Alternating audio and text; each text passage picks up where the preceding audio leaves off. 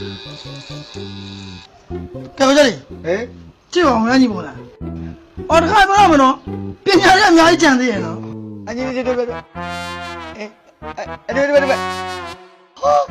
မိုင်းလိုက်တော့ဝိုင်းမိုင်းလေဟာ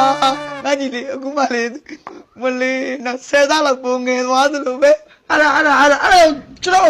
လုံးဝဆိုင်ကြီးတွေကလက်ကမ်းကြိုးဆိုတာလေနောက်တစ်ခုရသေးလားတပြည့်ပုံစံမျိုးလေးပေါ့ဆက်ချရိုးတယ်ငါကြီးရိုးတယ်ပြောမနွားပဲကြောက်တယ်ဆိုတော့အခုမှရန်ကုန်တက်ပြီးအလုံးလုံးလို့စတာအဲ့ဘာကြောင့်မှအင်တာဗျူးတက်ပြီးတဲ့ခါကျတော့သပင်လှလှလေးနဲ့ဆိုတော့ပို့အဆင်ပြေပါဟာမပို့နဲ့ပညာနဲ့အများကြီးကြံသေးဟုတ်အဲ့ဆိုရင်ဒီဒီဇိုင်းနဲ့မတူတဲ့နောက်ပညာတစ်ခုကိုထပ်ထုတ်လိုက်အဲ့လိုလုပ်လိုက်ကောင်းမလားကိုကောင်းတယ်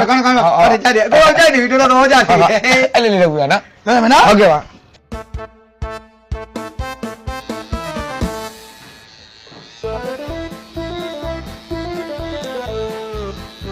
ဆွဲလိုက်မယ်နော်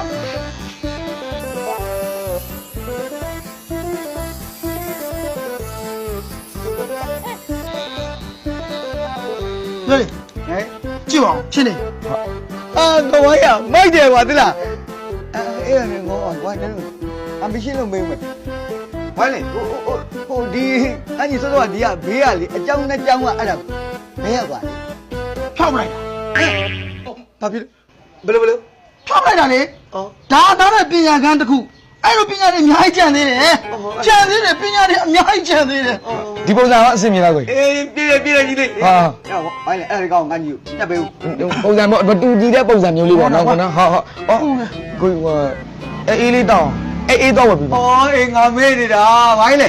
ငါကြီးကိုဒါလည်းလှအောင်ကောင်းလေးတော့ညက်ပေးတော့ဒီဇိုင်းလေးမပူစမ်းပါနဲ့အေးပြီးတော့ငါကြီးကမနေ့ကအင်တာဗျူးရှိတယ်โอเคနော်โอเคဟာဒါကျွန်တော်မိုးလိုက်အကောင်းပြောင်းညက်ပေးမယ်ဟုတ်โอเคနော်ဟုတ်ကဲ့ပါ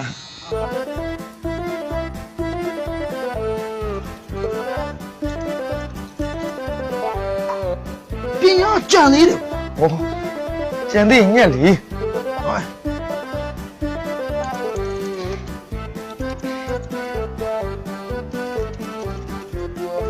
ပညာကြံသေးတယ်ကွာအော်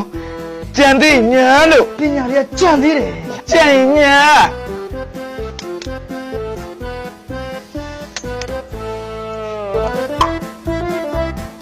ပညာတွေကကြံသေးတယ်ဗျာတော့